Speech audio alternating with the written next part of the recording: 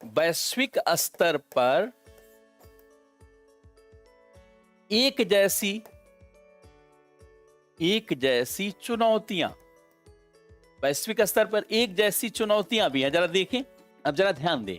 अब जैसे एक जैसी चुनौतियां हो रही भैया, तो एक जैसी चुनौतियां कैसे हो रही जरा देखें। आप स्वयं बताते चलेंगे कि आतंकवाद क्या अब वैश्विक समस्या नहीं है? बताइए, आतंकवाद की चुनौती, क्या आतंकवाद वैश्विक समस्या नहीं है? है भैया। पहले पश्चिमी देश मानते ही नहीं थे कि उनके लिए आतंकवाद चुनौती है, लेकिन जब ट्विन टावर पर अटैक हुआ, अमेरिका के ट्विन टावर पर अलकायदा के द्वारा अटैक किया गया, तो अमेरिका को भी लगने लगा कि आतंकवाद उसके लिए भी चुनौती है। नहीं तो जो पावरफुल देश थे, खासकर जो पश्चिमी देश थे, वो मानने के लिए तैयार नहीं थे। वो सोचते थे आतंकवाद एक स्थानीय समस्या है। वो मानते थे कि आतंकवाद कुछ देशों के लिए समस्या है, लेकिन आज आतंकवाद सबके लिए बड़ी समस्या है। अच्छा, पर्यावरण का मुद्दा, पर्यावरण की चुनौती पूरी दुनिया के लिए है, तभी तो पेरिस समझौता हुआ। पर्यावरण की चुनौती या पर्यावरण की चुनौतियां, पर्यावरण की चुनौतियां भी वैश्विक चुनौतियां और लगभग सभी देशों के लिए ये चुनौती है। अच्छा, आपदा, जब पर्यावरण विपरीत होगा तो चक्रवात, प्रतिचक्रवात, आंधी तूफान, झंझावात, भूकंप, ज्वालामुखी, बहुत सारी चुनौतियां। तो आपदा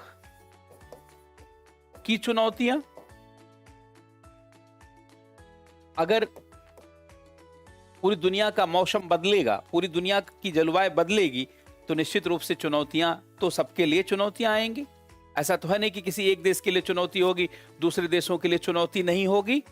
निश्चित रूप से चुनौती होगी और सबके लिए समस्याएं आएंगी।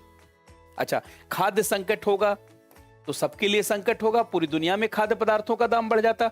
खाद्य संकट, ऊर्जा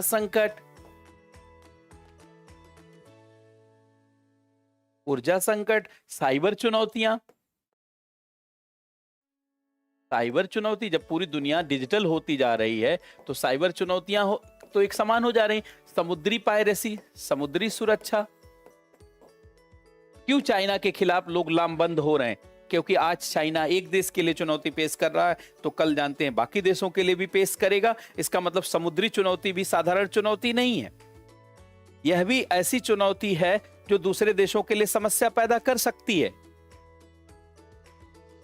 मनी लॉन्ड्रिंग, देखिए आपने बोला ही, मनी लॉन्ड्रिंग की चुनौती भी आपने बताया, उदय प्रकाश ने बताया, बहुत अच्छा। धन शोधन, मनी लॉन्ड्रिंग, धन शोधन की चुनौती।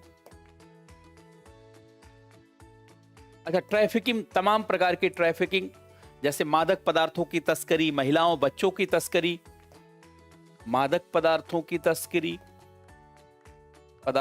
तस्करी, ऐसे महिलाओं बच्चों की तस्करी, ऐसे विषमताएं, अधिकार के मुद्दे, महिलाओं के लिए, ऐसे बहुत सारे बिंदु हैं। राष्ट्रों के बीच एक जैसी चुनौतियां, आप बताइए, क्या ये एक जैसी चुनौतियां नहीं हैं?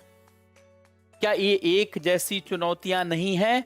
अगर एक जैसी चुनौतियां होंगी तो फिर आवश्यकताएं भी तो एक जैसी होंगी, और अगर आवश्यकताएं एक जैसी होंगी तो निश्चित रूप से विदेशी नीति में क्या बहुत ज्यादा अंतर देखने को मिलेगा?